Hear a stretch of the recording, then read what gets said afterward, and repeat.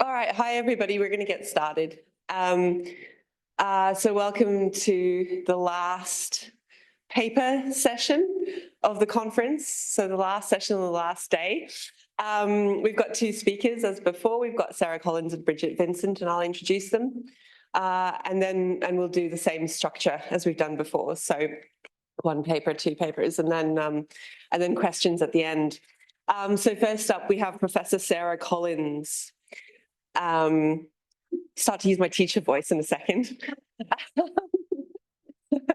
Oi, up the back. So Professor Sarah Collins is Chair of Musicology and Deputy Head of School at the University of Western Australia's Conservatorium of Music. She's a cultural historian and musicologist whose research centres on music and literary aesthetics and broader intellectual and political currents in the late 19th and early 20th centuries. And Sarah's paper is called The Mimetic Non-Human in Hoffmann and Offenbach. Thank you, Bailey. Can everyone hear me? Can everyone hear me okay? A little bit? You're looking uncertain at the back. Should I put it up higher? All right. Just before I begin formally, I wanted to say something about the link with the title of the conference. How's that? Better? Okay. So the title of the conference, the two key words in the title of the conference, we've got obviously AI and the idea of fables.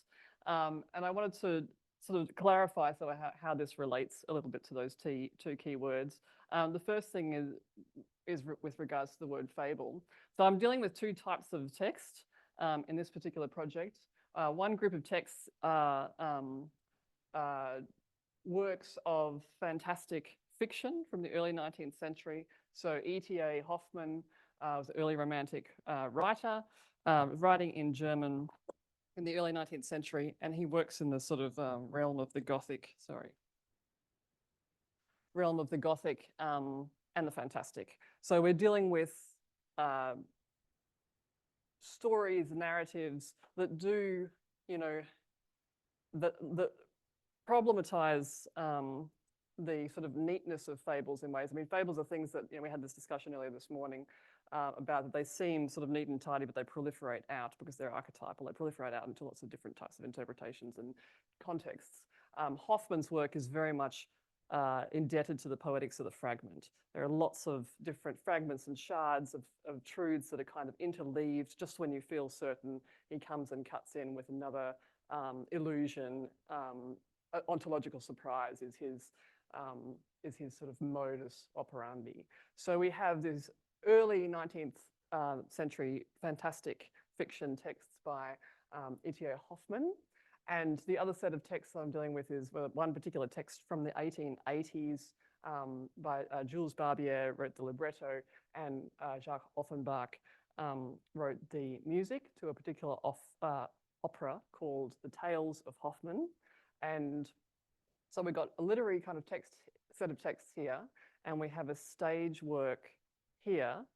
Opera, I don't know how much experience you have with opera, but everyone has in their mind what opera is. You go, it's lush, you have not quite your Prosecco, but there's a kind of vibe about what opera is. It's excessive, it's artificial, it's a bit ridiculous, and it's spectacle, right? That's what people sort of go there for. It's a great live theatre experience. I want to suggest and invite you to think of opera as being a genre that is a sort of hyper media genre, that it is constantly reflecting upon its own conditions, its own generic conditions, because it is so odd. You can't imagine that somebody's singing on stage. You can't be fooled into thinking that they're actually talking to you. So it's never realistic. So it's always this hyper artificial medium, which makes it really interesting to think about when you're thinking about mimesis, when you're thinking about artificiality, artificial intelligence, artificial life. Opera is kind of where it is. So don't think of it as just being the thing down in the opera house. Think of it as a genre that is highly artificial and therefore interesting for our purposes. So we have a highly artificial genre by Offenbach. Offenbach is working in the French tradition, German-born French composer, working in primarily a comic, ironic tradition. And even though this work is a little bit more weighty, it's his last work. It's actually incomplete at his death. when you hear a bit of it, it's going to sound super indulgent, heavily romantic, sentimental. But just I want you to know in your head he's working in an ironic idiom. He knows what he's doing. So we've got Hoffmann with the poetics of the fragment that are all falling apart, fragmented shards of light, and we've got Offenbach who's working with irony and playing, and it's an opera about Hoffmann. Hoffmann, the story of the opera is basically it's staged in the context of another opera, namely Mozart's Don Giovanni, and it happens in between the acts. So Hoffmann himself, who is depicted as a protagonist in this opera, the author Hoffmann, is in love with the prima donna. He's, listens to her sing, and then he comes out during the interval and he goes down to the bar, and all these people in the bar say, "Tell us a story, Hoffmann, you're a writer." And he gets convinced to tell a range of stories about his failed loves. And the stories are stories that the real author has written. And he is the main protagonist in those stories. So the next three acts are him playing his own protagonist in his fictional stories in complicated love situations over the next three. So there's lots of, intertextual references to a very kind of, nudge, nudge, wink, wink, we all know what we're doing here type thing. So lots of hypermedia self-referential stuff going on here. And you can see there I've put the robot woman in the middle who's the automata in one of the stories, and lots of eyes around, not like Time's dress. So, references to surveillance and automation, and there's lots of ocular metaphors. It's just dripping with ocular metaphors, both Hoffmann's stories and the ones depicted in Offenbach's opera. So when you first come into the third act, so you've just gone out for an interval, this is you as a person who's watching Offenbach's opera, you come back in for the third act, and what you're used to seeing at that point is a depiction of the love story between Hoffmann and Giulietta, which is a story about him losing his reflection. Giulietta says basically, if you love me so much, you'll give me your reflection in your mirror. And she takes it, she convinces him to do that. It's set in Venice, and so there's often, I'll show you what you normally see, if I can get this to.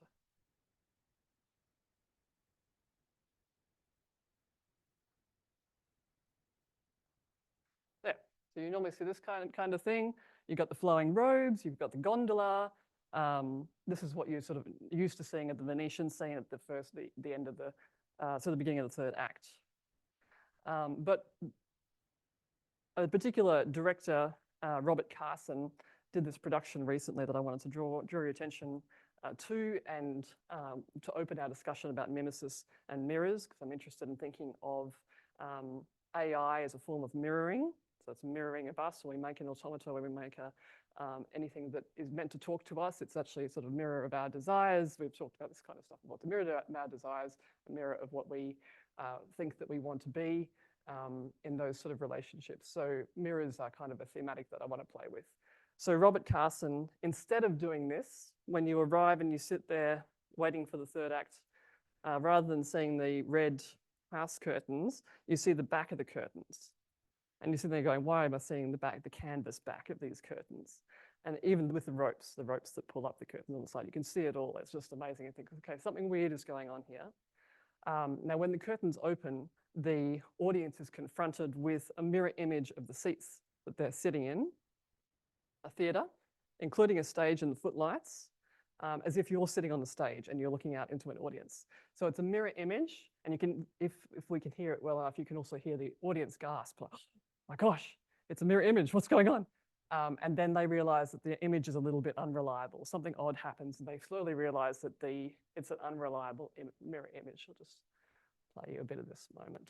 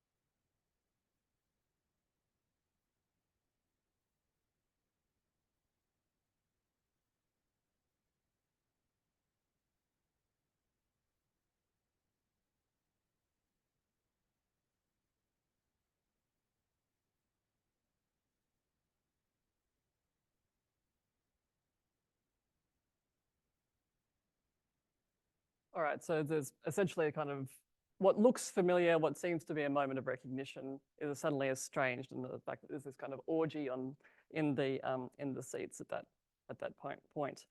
But the impact of this moment of being confronted by the mirror image of your own theatre seats, may be both unsettling but also thrilling, but it's not unfamiliar. It is akin perhaps to the moment when you raise a smartphone up to take a picture of an interesting landscape, and rather than seeing the object of your photograph, you're confronted instead with your own squinting and oversized face because the camera is inadvertently flipped to selfie mode. And the confrontation of this moment is not necessarily that you do not like your own image, perhaps, but rather that you were unprepared to meet yourself at that moment. Your image is distorted by this unpreparedness, raising the accompanying fear that the distorted image is in fact the truer image of you than the usual photo-ready expression, perhaps. The same effect has been observed in the phenomenon of hearing a recording of one's speaking voice played back, an experience that many report to be unnerving, leaving one with a sense of what might be described as mimetic anxiety. Namely, it leaves one wondering, is that really what my voice sounds like? And so is that a mere copy of me that has been distorted out of recognition by the inadequacies of the media? Or is it the real me that I am simply unaware of? The self through the voice becomes what Stephen Connor described as an object of perception rather than a medium of expression, causing a discomposing effect. Long before sound recording technology, the mirror image or reflection was enacting a similar dual movement of recognition and estrangement. This effect attained a new level of intellectual purchase during the Enlightenment because it signified, on the one hand, integration, the self as a bounded object in space. You can see yourself all of a sudden, you can see your hands as being kind of dismembered things from your own bodily perspective. You see it in the mirror and it's a unified, integrated self and object in space. But on the other hand, it's also a moment of defamiliarization, a sense of the self as separate and elsewhere. This sense of the split subject or the object-subject became a generic feature of certain literary and musical forms, such as the it narratives of the late 18th century, told from the perspective of ordinary objects, and in melodrama, the classical trope of the statue coming to life. There is an intersection then between mirrors, mirroring, and ideas about mimesis, and depictions of animated objects, so important within the literary history of AI. The themes raised across the realms are likewise similar, including anxieties about the limitations of language. We've discussed some of these in the last couple of days. Limitations of language and the infidelities of communication, the blurriness of boundaries between subjects and objects, and between appearances and reality, and the relationship between the human and the non-human. The mirror image renders the immediate and material, namely our bodies or bodies that we can perceive as being material, as mere representation, disembodied or even dismembered. If you think of the last Virginia Woolf's last novel, Between the Acts, which is also Between the Acts, like Hoffman, they have that famous last scene where the people come on stage at the historical pageant and they're all holding mirroring polished items and mirrors, and the audience is there confronted by themselves sort of reflected back in fragmented form, and that's kind of social class interpretation of that moment. So it can be dismembered as well. In other words, a mirror turns raw material into form akin to poiesis. With questions of representation at stake, the use of mirrors and mirroring devices also then becomes a question of probing the nature of the aesthetic. This is a feature of the internal critique of romantic hermeneutics, so a form of critique that was actually part of that tendency, with its predominant emphasis on originality as a normative feature of artistic texts, and the consequent devaluing of the imitative, the derivative, the copy. Creating uncertainty around this proposition was a preoccupation of literary and operatic works already in the age of E.T.A. Hoffmann in the early 19th century. So the moment of romantic hermeneutics is also a moment of uncertainty about romantic hermeneutics already in the early 19th century, and in a different way in the age of Offenbach in the late 19th century, dealing with a very different set of aesthetic propositions that it was responding to. And then you think of Robert Carson, the director, doing this in the early 21st century for his own reasons that are quite similar in terms of exploring mirroring as a device that does this kind of questioning around the favouring of aliveness, authenticity, integrity, and the devaluing of the imitative, the derivative, the copy, the virtual. At this point, it may be useful to mention that my paper today is part of a larger project that looks at what I'm calling objects of variable animacy in opera, namely objects that speak or sing or move or otherwise exhibit limited signs of life. The project focuses on tracing a stream of thought and practice from the late 19th century onwards that presents self-governing things like art, humans, voices, automata, animated objects, or organic processes as being irreparably compromised, yet also able to achieve a form of afflicted or partial agency. Focusing on ideas about the role of sound and music in opera and its remediations, this trope is extrapolated by pairing 4 paradigmatic operatic figures, Faust, Don Juan, Papageno, and Hoffmann, with 4 objects of variable animacy, puppets, stones, silhouettes, and here mirrors. In the operatic examples which I examine in the project, the possibility of transparent speech, and with it the possibility of immediate or direct experience, is decidedly ambivalent. Indeed, falling wide of the mark in terms of expressive transparency is something that is often thematized in opera. And part of the point of my argument is to highlight moments when this anxiety is conveyed through the liveliness of inanimate or semi-animate objects. The purpose is to highlight a particular critical posture made available to us through these semi-animate objects, where the possibility of an ideal condition of freedom and transparency is disavowed, while at the same time as being upheld as a worthy aspiration, with the aspiration itself enabling some kind of compromised or limited agency. The question of agency is of interest as it relates to the critical impasse surrounding various forms of new materialism today. Namely, how to take heed of the specificity of matter, the meaning of matter, or perhaps even the agency of matter, without either resorting to linguistic models of understanding, of representation and interpretation, or falling into the trap of claiming that bodies and matter are uniquely irreducible, somehow beyond or prior to signification. To put it another way, while various new materialisms have sought to rebalance theory's denial of the body and of biology for fear of essentialism, the material turn involves its own set of denials regarding the operation of signification. The question remains how we can understand the relationship between agency or volition on the one hand and environmental or biological determinants of behavior on the other. The question relates to an aspect of the history of cybernetics and its antecedents, of course, a tradition in which agency is cast in the passive voice, as Jessica Riskin describes it. In this history, agency indicates capacities of feedback and self-regulation, adaptation, adjustment, and homeostasis, paying heed to the role of sense organs to receiving external stimulus that prompts action without the need of invoking a governing mind or a transcendental subject. Agency is thus externalized and evidenced through behavior. As an example, we might point somewhat opportunistically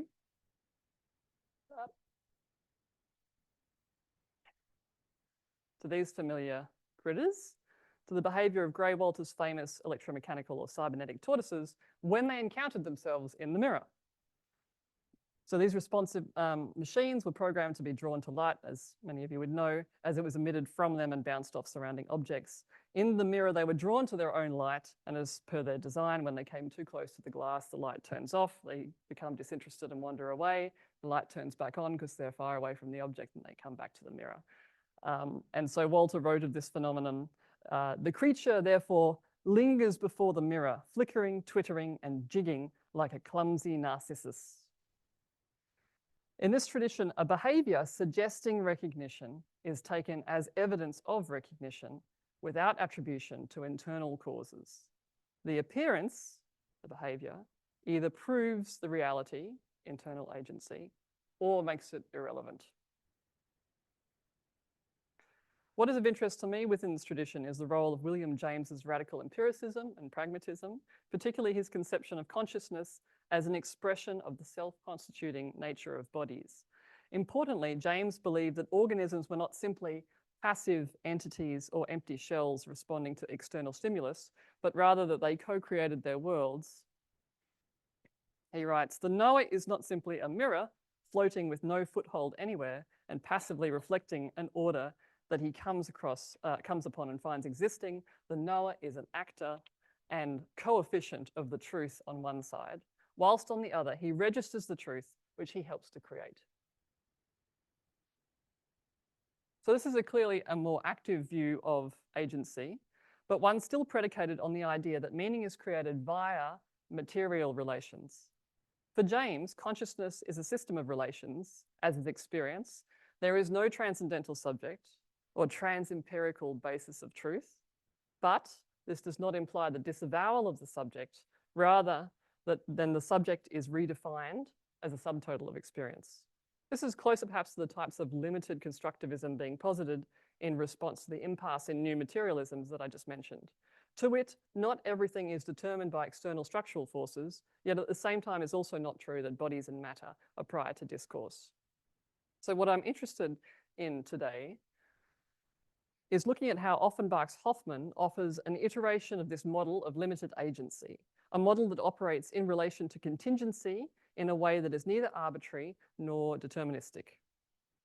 Offenbach's Hoffmann is an iteration of the self-limiting subject in this way, I would argue. It finds expression through a particular literary devices used by E.T.A. Hoffmann in the original stories, including mirroring between the diegetic levels of an array of nested narratives and using shifting narrational standpoints as a way of speaking, different ways of speaking, as well as through particular operatic devices. So we have our literary devices and our operatic devices used by Offenbach and performed through the fictional character of Hoffmann, including making opera that is about opera, presenting another form of diegetic play.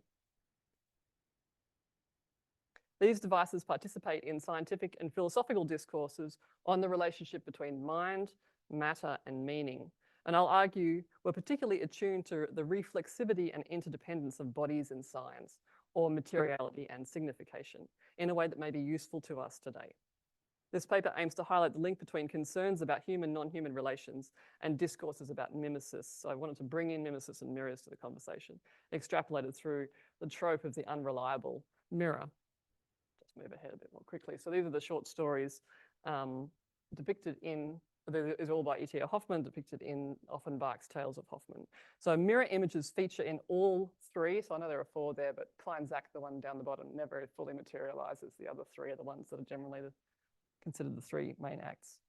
So mirror images feature in all of the three main Hoffman stories of the Tales of Hoffman and the tales from which they are derived. In the story of the automata, Olympia, told in Act 1, in the opera and in The Sandman, it's the E.T.A. Hoffman's The Sandman is the story that comes from. The protagonist, who is Hoffman in Offenbach's version, Nathaniel in Hoffenbach's version. He falls in love with a wooden doll because rather than having a will and soul of her own, she merely reflects his. Her responses to his amorous advances, in the original story, it's just is all she says. And in the opera, she says, oui, oui. She does have other words, but that's the moment where basically he says, oh, what a profound soul you have. My whole being is mirrored in it. So she is a mirror for him.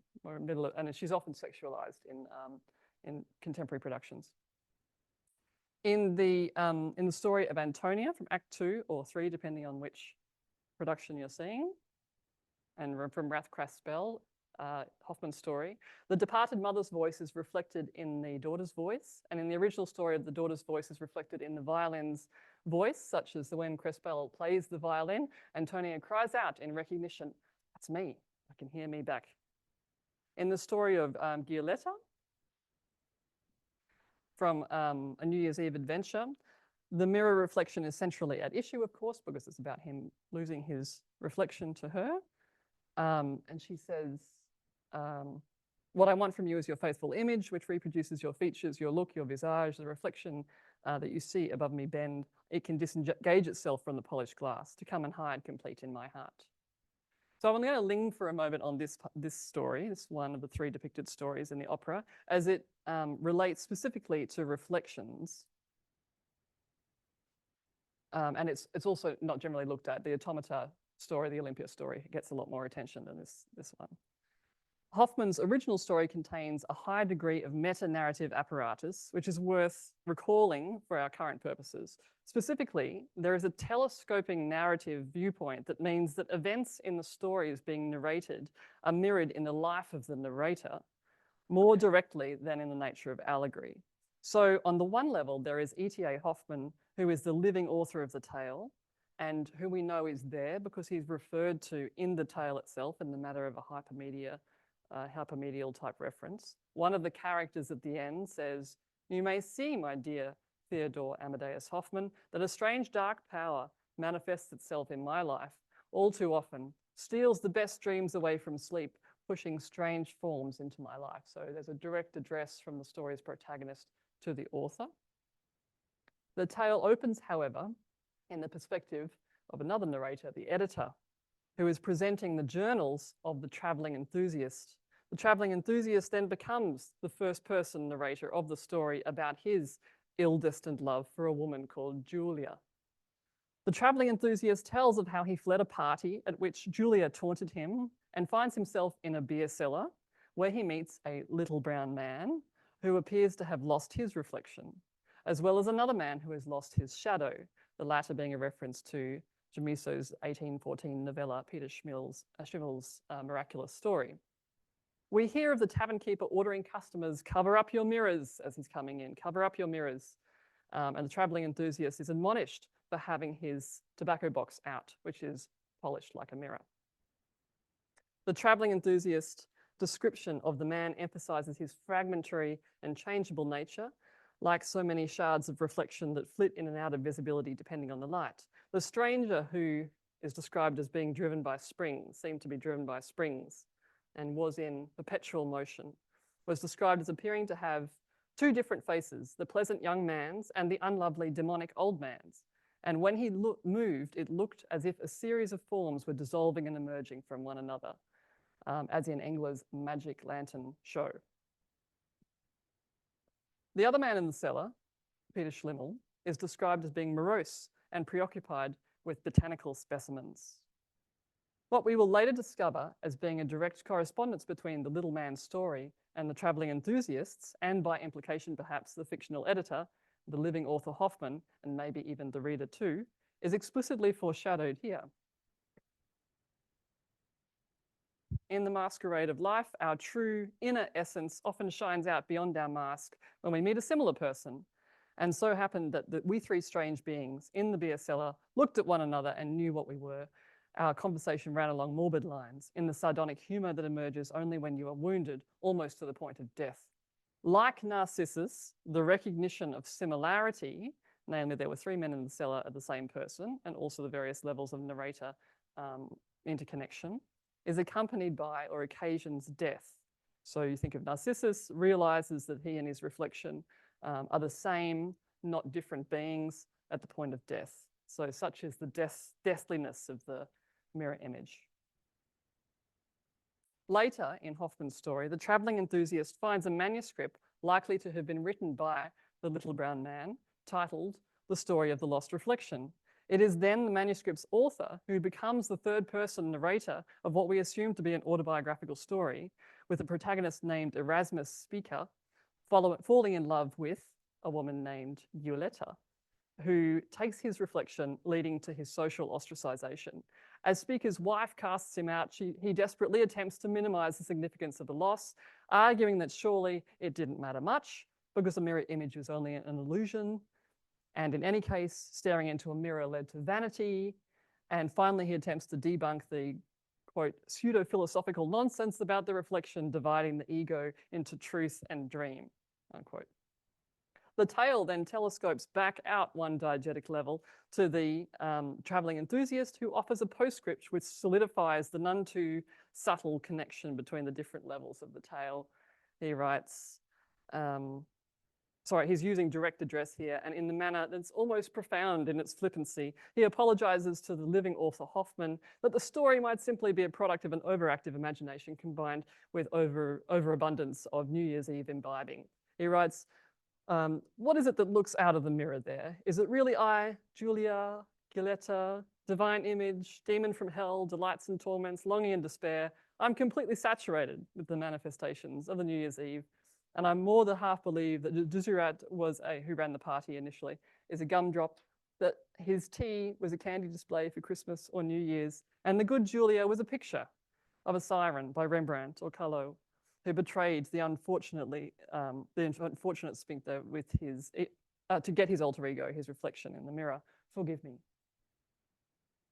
So Hoffman is drawing here from a long tradition of the allegory of the dream, allegory as dream narrative, although, as mentioned earlier, there is a relationship between the levels of narration that makes it more direct than allegory.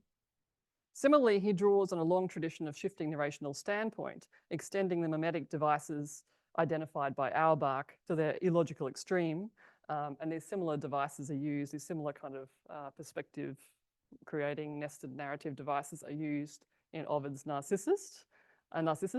They're also relevant to Lacan's account of the role of the third, the narrator, in the mirror stage essay, the person doing the analysing and narrating. So Lacan's idea that it's the mother holding the child that says into the mirror, look, that's you. And the child understands themselves as a sort of whole person for the first time. So again, that's the kind of positioning of the narrator at that point. Freud's reading of Hoffman's The Sandman, also depicted in Offenbach's opera, in his essay on the uncanny, sees the relationship between the narrator and the protagonist Nathaniel as fatally bound together. As Barbara Johnson notes, Lacan's ongoing development of the idea of the mirror stage took place against the backdrop of a shift away from Freud's tendency to grant the psyche a central role in human development toward what she calls the great age of behaviorism, in which studies of animal behavior drove an idea that changes in human behavior and evolutionary development were more reflexes and adaptations rather than the product of conscious self-transformation. So Johnson writes, what looked like desire or intention could be explained by the pure mechanics of the body. Every form of salivation was Pavlovian. From this, Johnson observes that, in a way, Narcissus is no narcissist. He gets no farther than the chimpanzee, which is referring to Baldwin's in the mirror stage experiments. His story is about the inability to become human. Without a reflection, Erasmus is all but dead to his family and community, doomed to travel restlessly in the world, he finds. The irony here is that the reflection or shadow, namely the inanimate copy, confirms the existence of the animate material original, and without it, the body is rendered inanimate. It's rootless, without volition, or the power to move or self-determine. The representation confirms the original, just as mortality confirms liveliness. You're only alive if you can die. Without mortality, you are part of the undead, just as in Dante's Purgatory, no one casts a shadow except the visitor. I had one more thing sort of linking it back to new materialism, but I think given the time, maybe I will. Oh, let me just read my final. Can I just read my final paragraph?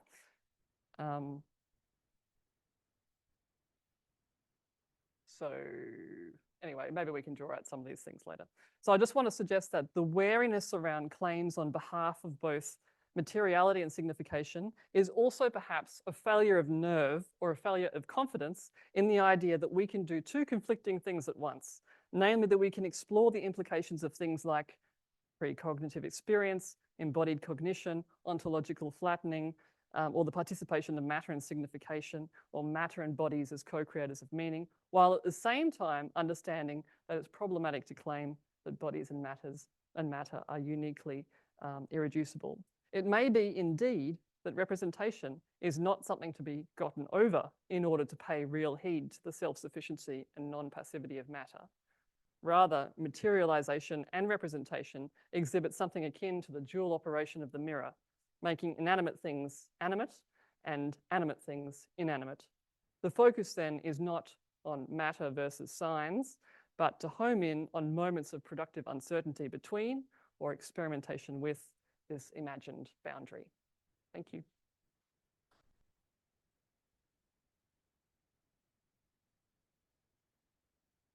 Sorry. If we're bored later, we can have a look at that. It's pretty cool.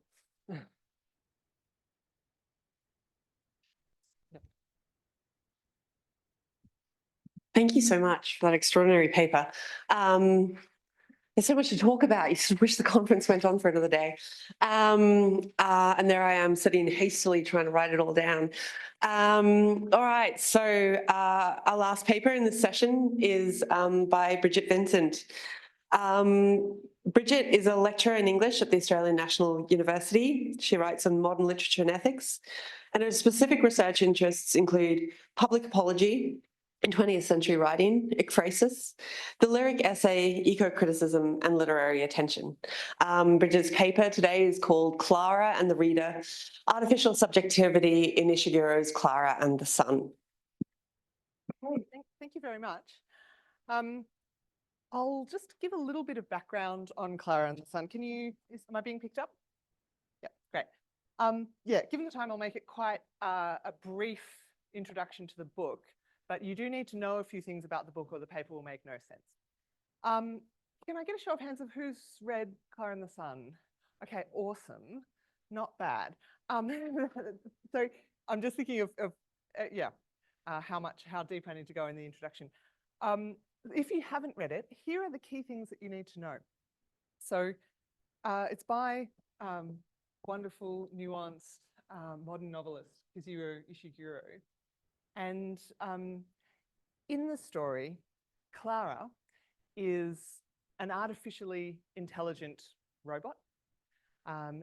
She's one of a group of what's called artificial friends, and they are created to be companions to children. And I won't give you the rest of the backstory and all the sort of slightly sinister reasons why.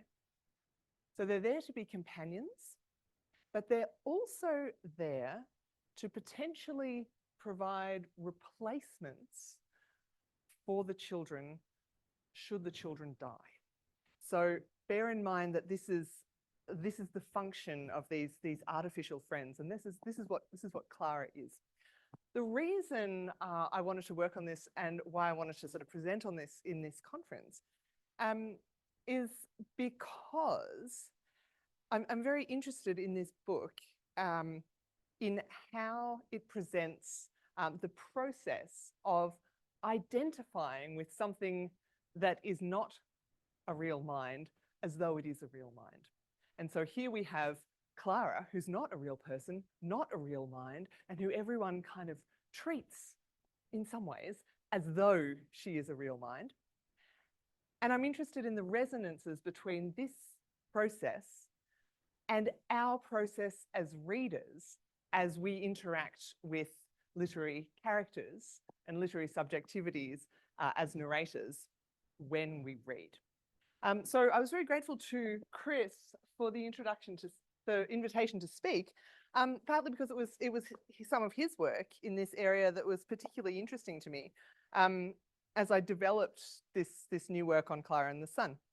So what I'm presenting today is a kind of very capsule, shortened version of a chapter that's going to be published in a book called The Interpretative Imagination, Literature in the Light of Philosophy, edited by Gary Hagberg later this year. But I wanted to present a version of this material to this audience because I'm thinking that my future thinking in this area would very much benefit from the feedback offered by the kind of interdisciplinary cybernetic expertise in the room. And I'll flag the certain moments where I know that as a literary scholar, I might be getting into some slightly reductive definitions of what artificial intelligence is, for instance, and sort of say, you know, here's a moment where I'd value some thoughts by the cyberneticists, etc. But so, just so you know the cast of characters, so we have Clara, the artificial friend. When I speak about a character called Josie, she is the child to whom Clara is sort of assigned. Clara is bought by Josie's mother to be the friend of Josie. And for reasons I won't go into today, she's also there to, as they chillingly put it in a particular grammatical construction, learn Josie, not learn about Josie, but learn Josie in case she might have to become Josie should Josie die. So that's Josie. I'll also mention a character, the creator of the artificial friends, Capaldi. So when I talk about Capaldi, he is somewhere between a roboticist and an artist, or he thinks of himself as an artist. So that's who that is when I mention that person. So in a book called Mindful Aesthetics, Chris Danter and Helen Groth ask, why do we real readers care about fictional characters? But what do we mean by real? The stakes here are ontological. So what I want to show today is that with an AI narrator, the ontological stakes of the novel are higher still. So I'm just going to put up just so everyone can follow, key bits of what I'm saying and quotations from the text as well. So being both artificial and fictional, the figure of Clara is opposed against the category of real human selfhood on two levels. Because Clara is an artificially intelligent entity, the other characters and the reader relate to her as if she were human in a manner analogous to the reader's as if treatment of textual subjectivity itself of the character. And in particular, there's an illuminating parallel in the book between the self-deception involved in the human character's interactions with Clara, especially the family's self-deceiving hope that Clara could stand in for Josie, and the self-deception involved in the reader's relationship with Clara's own narration. So the nature of the deception, though, is slightly different in ways that are important to tease out. The characters operate under the illusion that Clara is offering human companionship or human-like companionship. The reader operates under the illusion that this narratorial consciousness exists at all. So they're kind of analogous analogous kinds of self-deception, but they're not quite the same. So Clara's status as a virtual mind, an invented or literary representation of an invented or artificial intelligence, is complicated even further by the complex physical and non-physical nature of her existence. Clara, as encountered by the reader in her manifestation of narrator as the book, is a wholly textual presence. But Clara, as a character, has a physical shell which mediates her interaction with the world. She sees in boxes, for instance, and she needs the sun for a battery charge as part of her materiality. So physical presence, of course, both is and is not the same as an organic body, and Clara's made shell mobilizes Cartesian dualities in a very different way to the human body. And the narration even makes Clara's unique relationship to her physical body the subject of very direct and sort of suggestive reflection. When the possibility of her being, as they put it, decanted into Josie is discussed, and she muses at one point,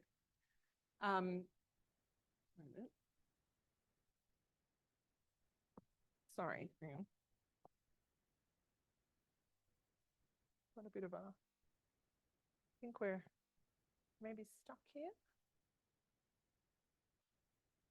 Oh yeah, good. Yeah, good, thank you.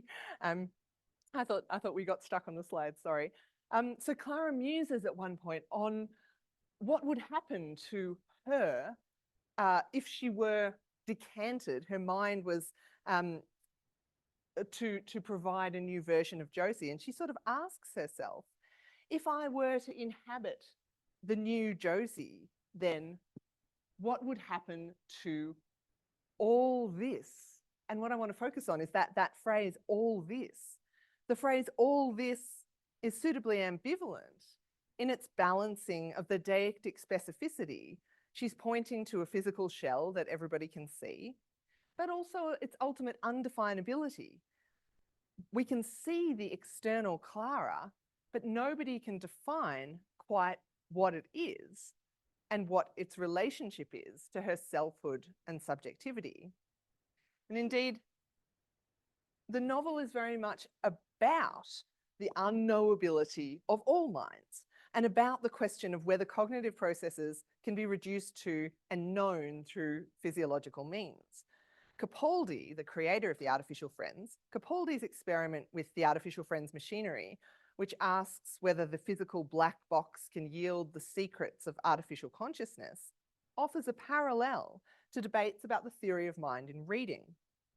In the novel, the alterity and unknowability of other minds ultimately emerges as something sacred and to be preserved, which I think is really interesting. It's a kind of numinous mystery that is part of what makes the soul valuable. And this, in the end, extends to the kind of robotic soul. Josie's father figures the inner self of Josie as an empty architectural space. Inside Josie's selfhood, a house with many rooms, he posits an unreachable emptiness. No matter how long you wandered through those rooms, wouldn't there always be others you'd not yet entered? And this presentation of the human soul as an unknowable empty space echoes Capaldi's characterization of Clara's artificial mind as an unknowable black box. He describes public fears about artificial friends thus: they're afraid, the public, because they can't follow what's going on inside anymore. What you don't like are sealed black boxes. Capaldi's description of Clara, this unknowable black box of a mind, is meant to emphasize her difference from humans, but it ultimately actually ends up highlighting a common unknowability between, the unknowability of Josie's unseen rooms in the architecture of her mind and the unknowability of the black box in Clara's soul. So there's a particularly clear kind of parallel between the way that the novel reflects on the knowability of other minds through the specific opportunities offered by reflecting on another mind that is virtual, is what I'm sort of trying to tease out. And I want to show just in the next moment that the text reflection on minds, both fictional and artificial, gets complicated further in very interesting ways by the narration's presentation of Clara as a kind of author figure, another form and level of literary subjectivity. And one of the book's narratorial conceits is that its stylistic choices exist because of Clara's own powers of observational attention. The work done by Ishiguro as the real author is consistently elided, and Clara's own agency as observer and chronicler is emphasized, and sometimes quite explicitly. What are, of course, Ishiguro's metaphors are presented as Clara's own in moments like the following. And this is because this passage traces Clara's metaphor making in real time. She says, the mother was wearing a coat, a thin, dark, high-ranking one, which moved with the wind about her body, so that for a moment she reminded me of the dark birds that perched on the high traffic signals, even as the winds blew freely. So here we have Clara herself ostensibly doing the authorial work of coming up with this metaphor of the birds. So through comments like this, the book sets up a parallel then between the linguistic production of selfhood by the character of Clara.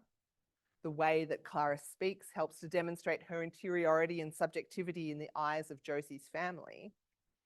And the textual construct of selfhood produced by narrator Clara in the eyes of the reader. So we kind of identify with and care about Clara because of the way that she narrates, just as the family comes to sort of identify with and care about Clara because of the way the character speaks to the other characters in the family.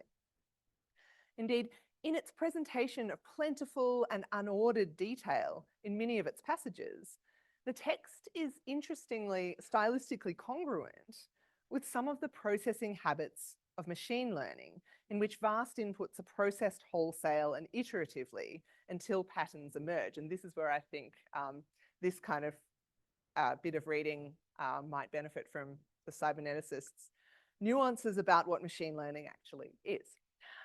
So Clara's attention to the world around her is characterized by an all-encompassing influx of unsorted data, paralleled in the reader's intake of an excess of descriptive detail.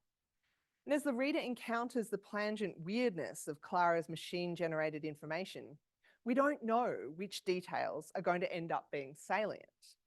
Everything is at once figure and ground. Coffee cups, long arms, bracelets, magazines, shelves, taxis, everything in the opening description and nothing sticks. The book drops unsettling hints about genetic editing that's sort of relevant to the diseases that end up killing the children, but we won't go into why, in case you read it. But so the book drops unsettling hints about genetic editing from early on, and the early references to thin arms certainly chills while it baffles. But we don't really know what to make of these hints in the moment. Paramita Patrinobish gives a persuasive account of the way in which Clara's narration mimics the cognitive processes of artificial intelligence. She writes, Ishiguro's novel seeks to embody a story engendered by code rather than textual script, by electronic data rather than neural synapses.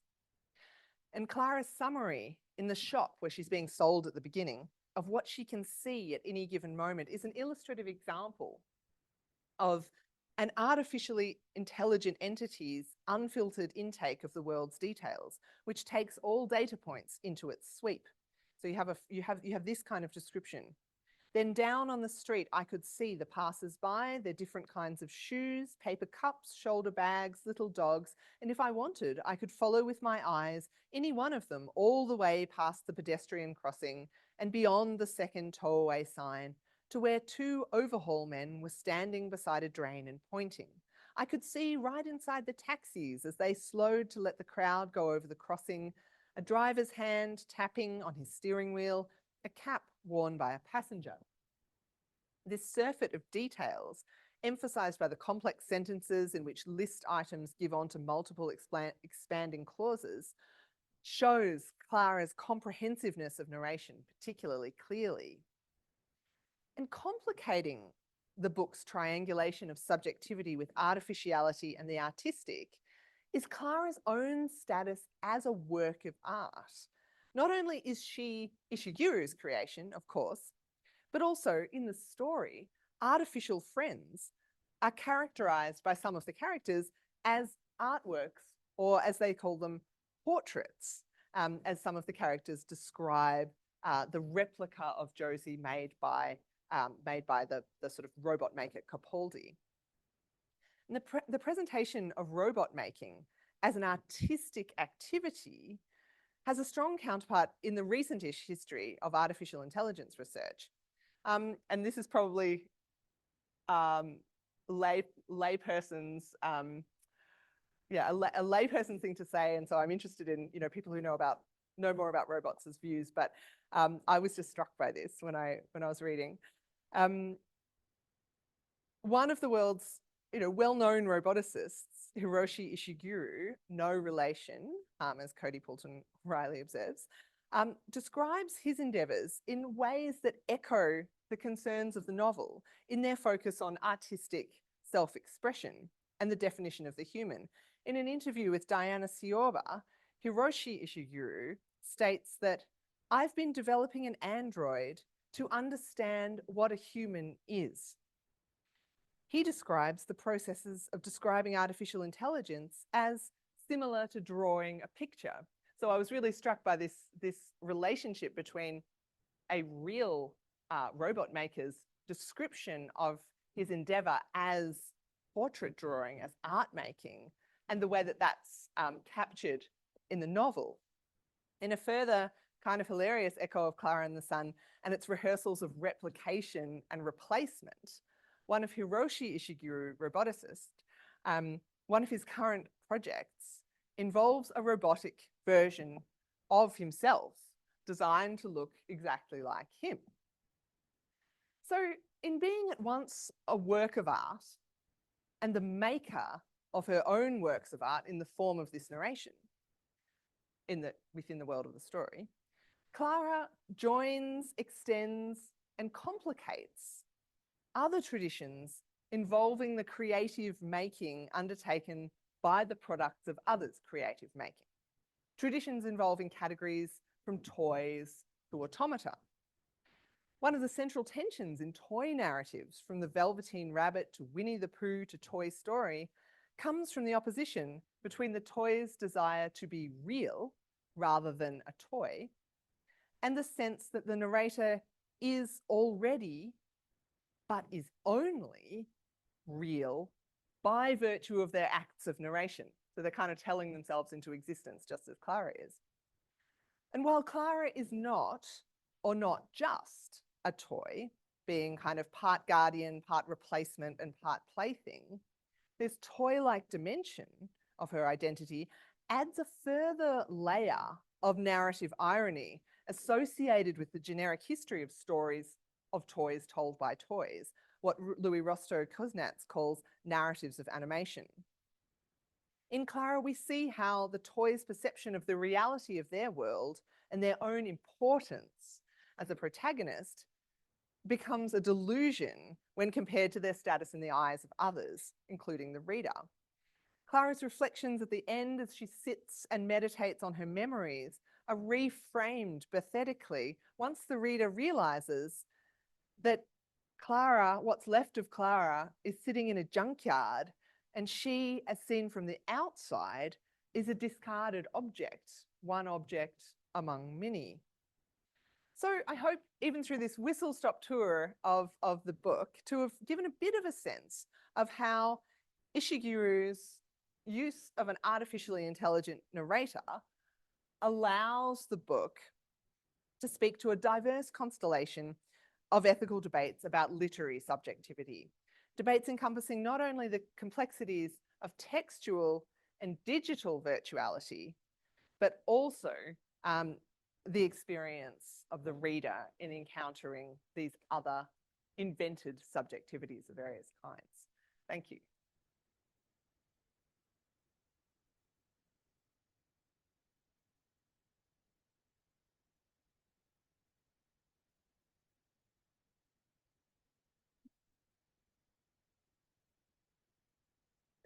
Thank you so much for those papers. One of the things that's great about working in this sort of field is that your object is not a static one. And so you get to be surprised by your object and by renderings of the object all the time. And those talks are brilliant. And I was surprised in both talks, and got to change my mind about things in both talks. And what was so interesting to me was the way in which you both spoke about duality in different ways.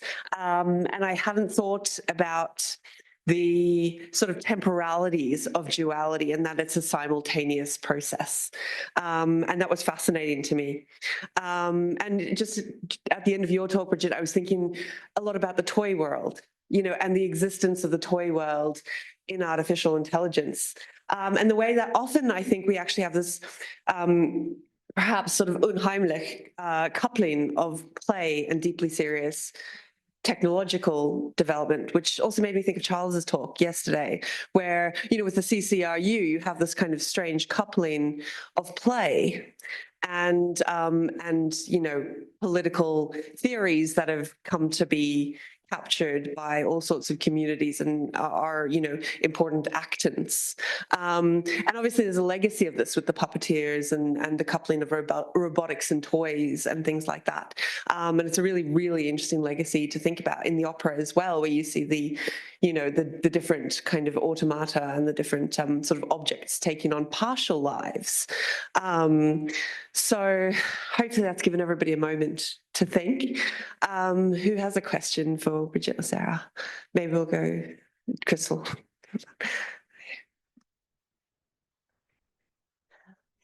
Thank you. Yeah, both such fantastic talks. I really want to read that book, Clara and the Sun. I'm going to go home and read it.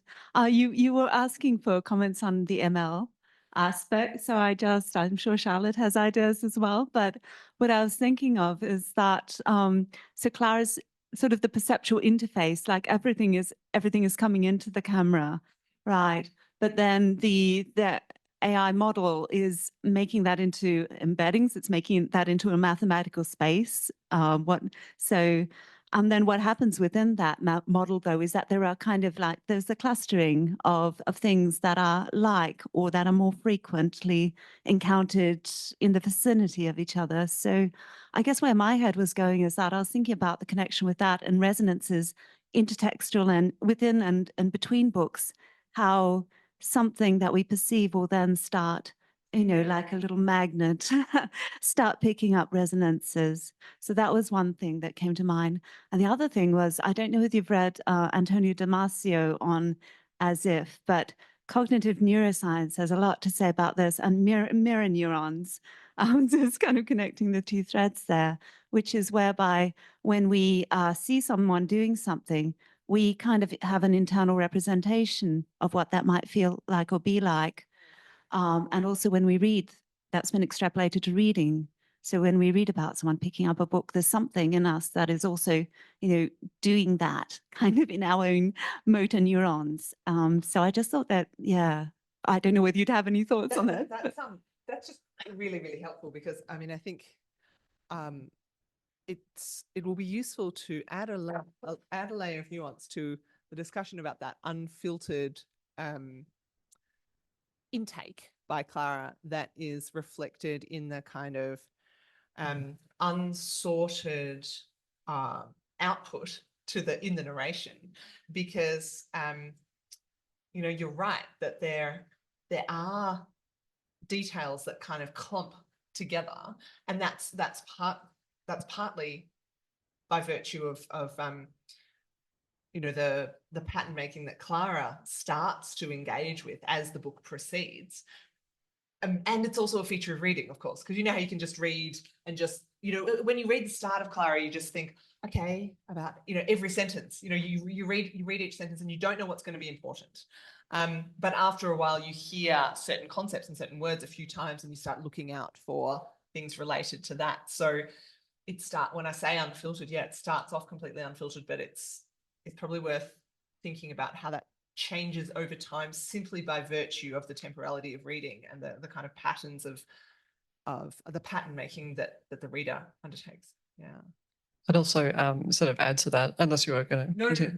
No, that in the context of the 1880s, there's this developing mode of thought around William James and others writing in the psychophysiology space, that they attribute that function of sorting data to consciousness. And so, you know, if you have sort of Riskin style, you know, passive mechanistic worldview of the sort of clockwork universe versus the active mechanistic worldview, which says, yes, we're all clockwork, but we're self-transforming clocks. And James goes one step further and says consciousness is an evolutionary, it's a part of your, you know, biological evolutionary kind of makeup, but that is the self-transforming function. That's the restless clock aspect of what, of which explains agency without having the transcendental subject. So he says, you know, the senses, this is all like Wundt and Helmholtz and these guys doing, they all are all guys, doing experiments on, you know, the senses, lots of eye experiments and ear, especially the sort of higher functions of how to perceive form, why we perceive form in sound and why we can see form in with vision.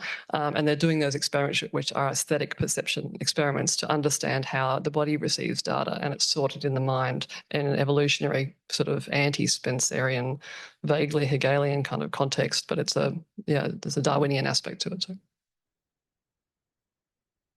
I'm in that classic position where I'm pretty sure my question is what you just said, but I'll just kind of go in a slightly different direction. And like both such incredible papers, and it seems to me the thing that connects them is the question of the double, the mirroring and the doubling. And Sarah's quote, which was so incredible, a mirror turns raw material into form akin to poesis. That for me was just like, wow, because, you know, what's going on in the literary narrative is very similar. That's exactly the same.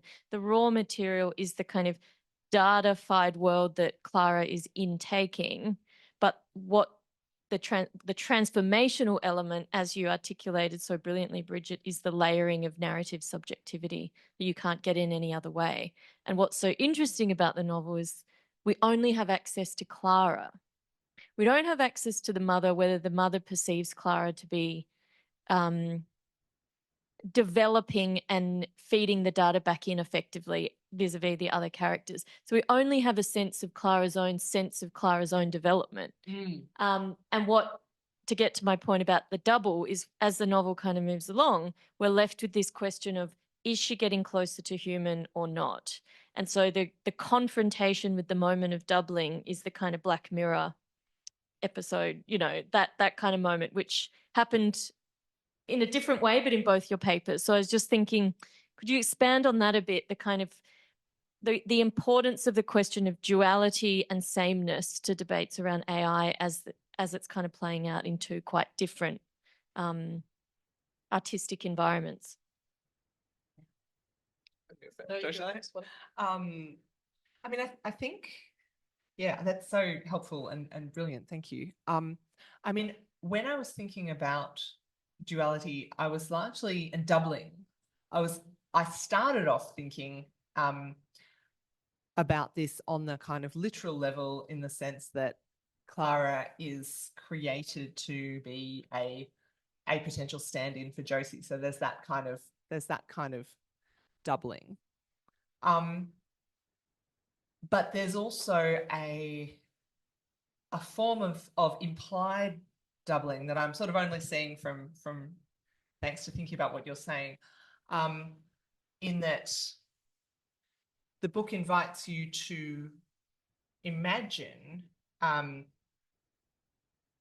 world or a time in which Clara is processing the world, but not telling you about it. Otherwise, the book would be 1,000,000 pages long, right? And so all we get is Clara's, as you say, all we get is Clara's narrated version of her experience through which she creates herself. And I guess that narrated self is a kind of double, in that it creates a subjectivity and a consciousness that is identifiable to us as the reader, you know, we come to care about Clara. I care about Clara. I didn't want her to be in the broom cupboard. And, you know, but that's as a result of her sort of telling herself into existence. And so that's a kind of double of the Clara that exists in all the other unnarrated moments where she is this version of herself that we don't see because she doesn't narrate herself in those moments. So so that's another level of doubling that I think, yeah, your question helps me think about. Yeah. I don't. Yeah, I mean, you can tell a well-run symposium when there are two papers that are so uncannily connected, and lots in quite unspoken ways. Actually, there's a whole section of my paper. I mean, the Offenbach Tales of Hoffmann is an opera about. It's not only an opera about opera; it's an opera about art making. I mean, there we have Hoffmann there creating his own stories in which he is reflected, and so on. It's sort of there's a telescoping. Nested narrative. It's like is it the drosh? Is it drash or drosh? You know, the idea of those images that have images within images and with images in a sort of infinite regression. That there's a great article by Shane Butler, who we've spoken about, where he talks about the phenomenon of when you go past a concert hall and you hear something, or a bar even, you hear something, you say, you don't say, I hear the music of Offenbach, you say, I hear Offenbach. That through the process of art making, the artist has created themselves as an object that's then consumed in that way. And it linked with what you were saying around narrating yourself into existence, which has a political component too. And I'm thinking of, again, I talked to somebody about Isaiah Berlin before, that he was very reliant on Herder. You know, Herder's all interested in kind of sort of cultural, like embedded linguistics and singing folk song, that kind of thing. He talked about the idea that cultures sing themselves into existence, and this is links with the idea of co-creating, so that it's not passive matter, you know, receiving external stimulus, or a transcendental subject being an agent within the world, but about a sort of part of co-creation between materiality and science. And that's what I wanted to link with art making and aestheticism. That's why the late 19th century is so important, because that's the moment of aestheticism where it all links with the scientific stuff. So yeah, I was very inspired by your talk as well. Hi. First off, I really enjoyed both papers, fantastic papers. And first off, at the end of the day, I thought to myself, so what is personhood? Okay. Now, I looked at Bridget when I asked that question, and I thought, well, that's Bridget up there. She's gesturing, she's moving her body, moving her hands. She's also speaking. So she has a rhythm in her speaking. She has a way of moving that is unique to her. Okay. And then I thought, well, okay, that brought me down to ideas of memory. What are memories in terms of identification for the person, that sort of thing. So what I'm making a comment about is I would invite you to think about those elements of ideas of nonverbal communication. Okay, that makes how we move, and I'm moving now, and how am I expressing myself? I'm not only speaking, I'm waving my hand around, and I'm sitting in a particular way. And I'd advise you to maybe think about Judith Butler's performativity. Okay, and what she says about how we define ourselves through use of the body and movement. And when you were talking about that robot, and I'm thinking myself, well, if that companion robot is trying to be this person, what does that mean? Does that mean imitating complete movement? Does that mean the robot is actually literally there in the same room creating the same memories?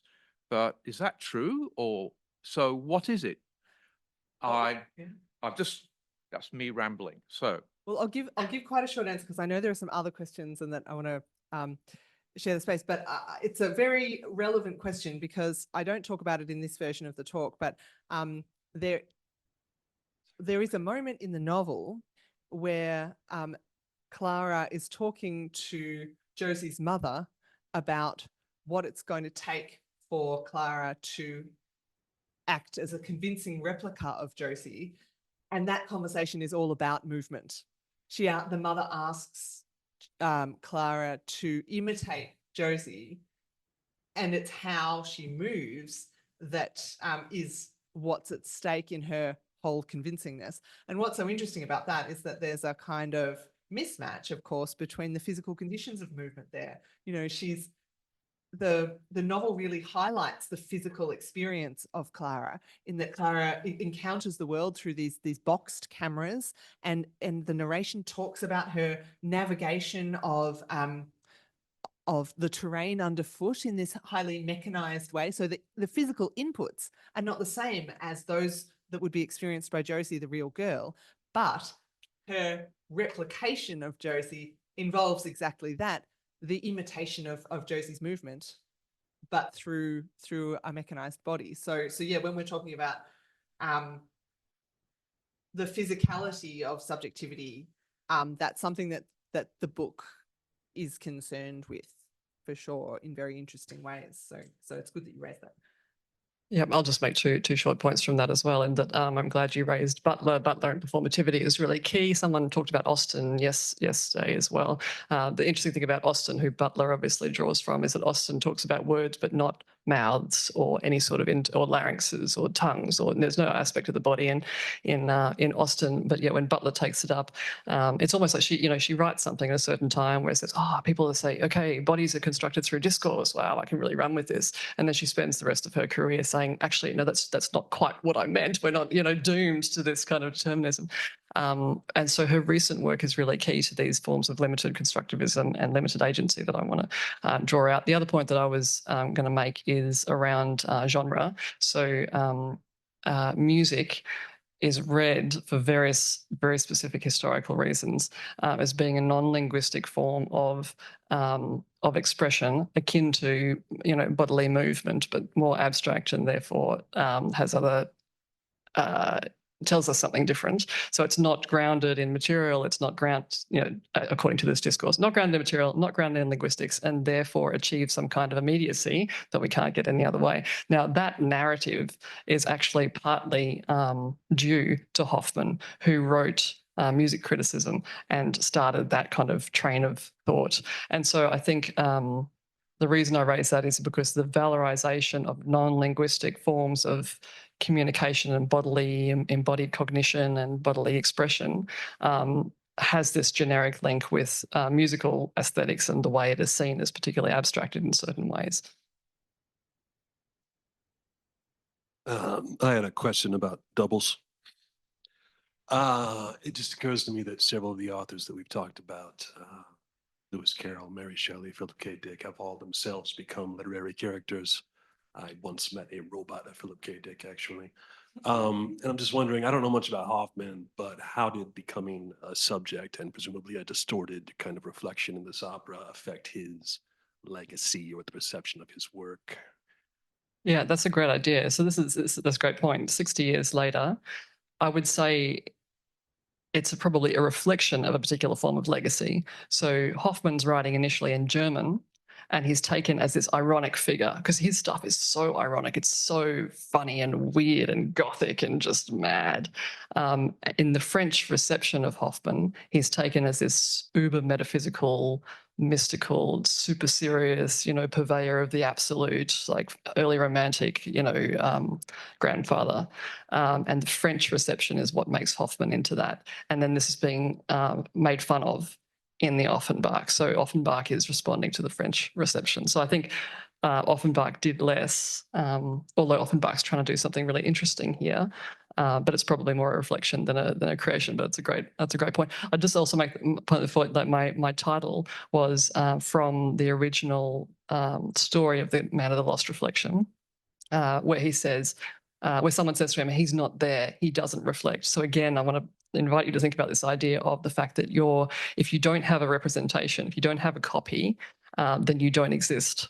And this has long literary history itself. If you don't have your doppelganger, you've lost your doppelganger, and therefore you've got nothing. You're a demon at that point. You're demonic. So my question is regarding Clara and the Sun, but I'm going to try frame it thematically because I feel like it might have some spoilers in it, and I'm sure everyone has been convinced now to read that book. So I would ask you more directly afterwards, and also so I can relate it to both of you. So I was thinking about the discussion we had towards the end of yesterday about the idea of being subsumed and subsumption, regarding what Chris was talking about the wub as well, like the idea of being subsumed in the idea of ontological surprise. And I feel like that's come up in a lot of media recently, like the movie like Bones and all. You have like cannibalism as like a metaphor for love, and that's what I find a lot of the sort of artificial friends, subsuming the identity of a child, for example. And I was wondering what you thought about subsumption as a metaphor for identity, or for whatever you might interpret as the space between the human and the artificial intelligence of the child. Yeah.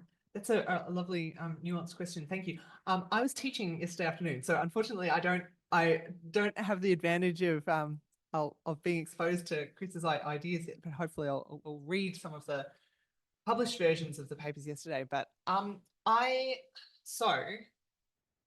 so based on kind of more of a layperson's understanding of the idea of being subsumed, I think I can nonetheless sort of say something about this, which is that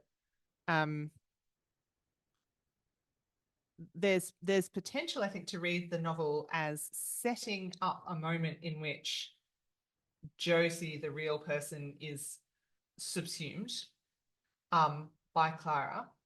But what I think is interesting about that process is that it's a slight, I think, mismatch by virtue of the implied power dynamics. Like if you subsume someone, or something, you've kind of got power over them. If you're subsumed within something, you are under its power. Whereas, I mean, I think I would argue that Clara is too much of a servant for the idea of subsuming to be an exact fit for what's going on.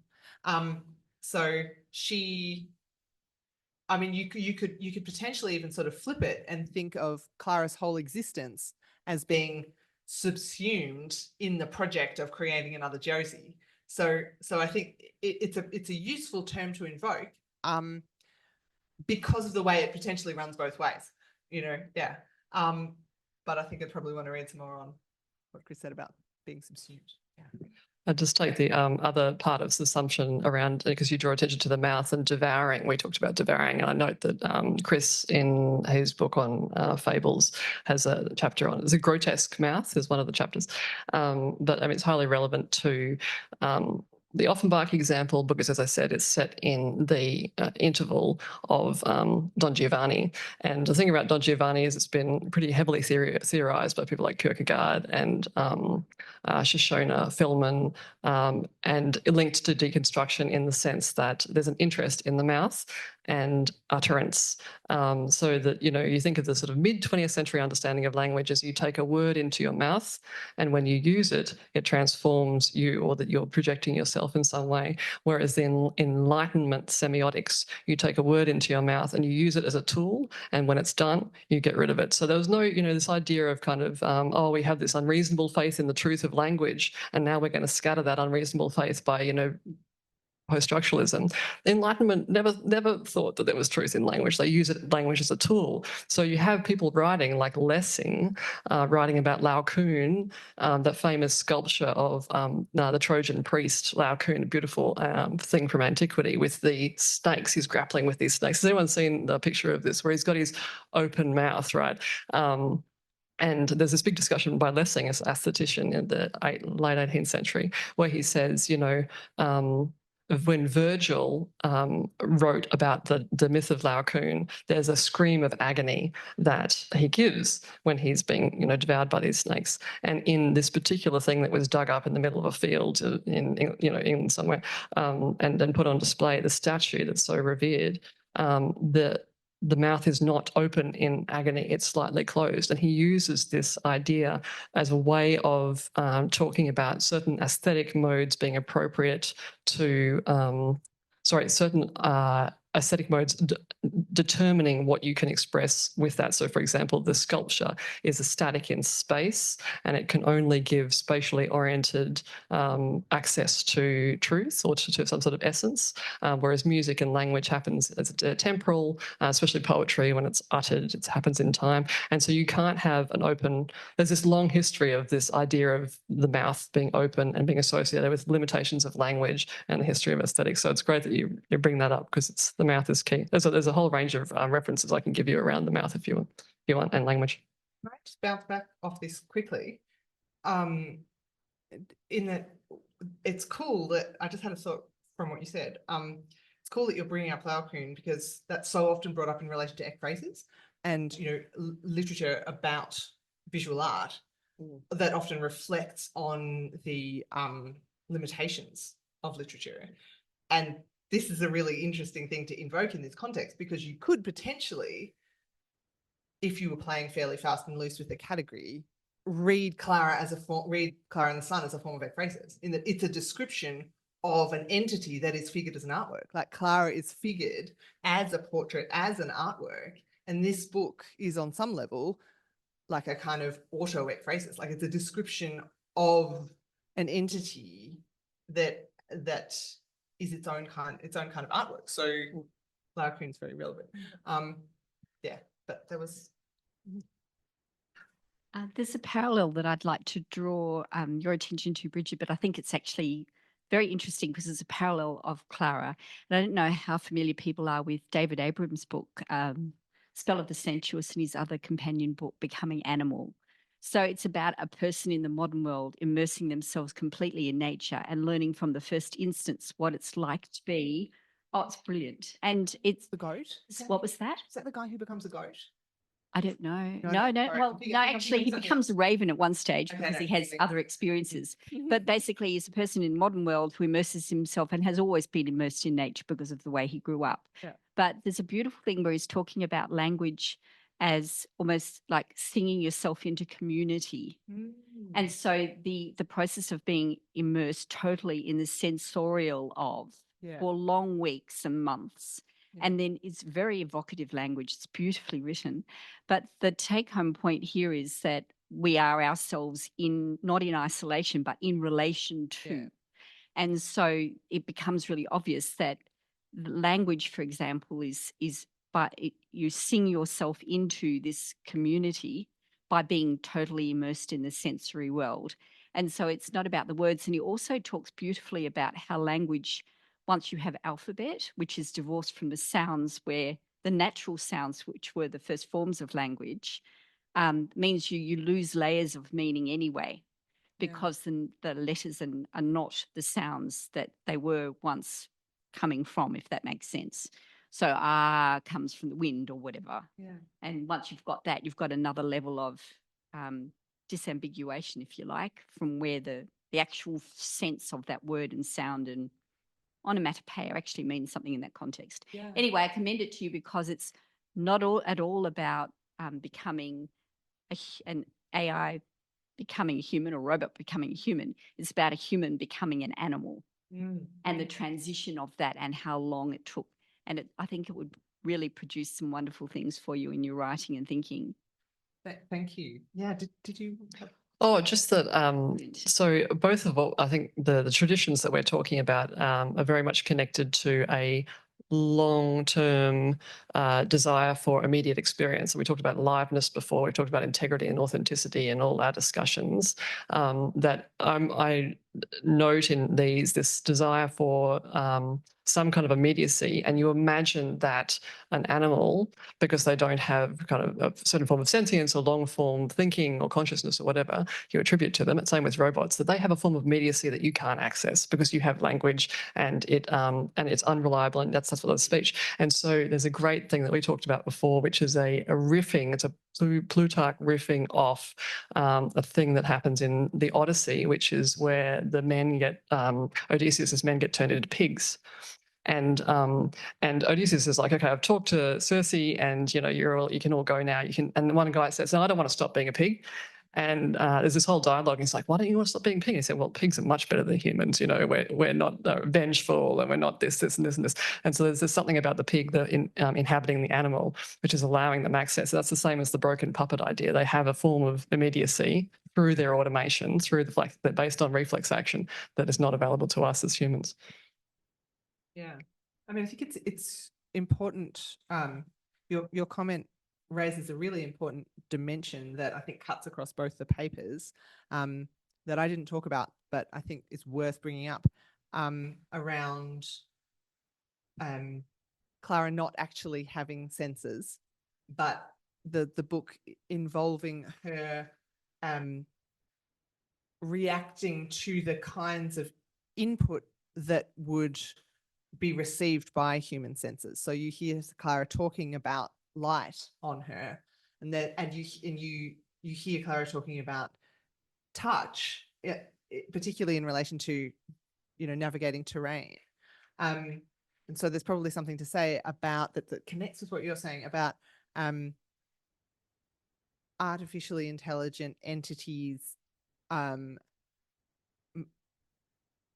equivalents or parallels for sensory processing.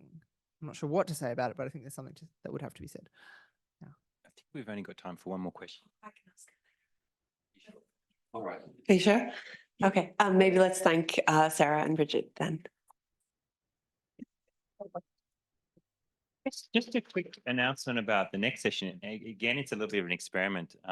So we're just I'm gonna at 3:30 just show 2 films by Kerry Dwendovi. So it'd be great if you could come, and maybe we could say something after. I mean, the creators are not here, but I've got some introductory script to read, and then we'll have a short wrap up, and we could even just roll into a wrap up, and that might not take the full half an hour or whatever, but we'll see what we want to say. But yeah, so that's just the last session.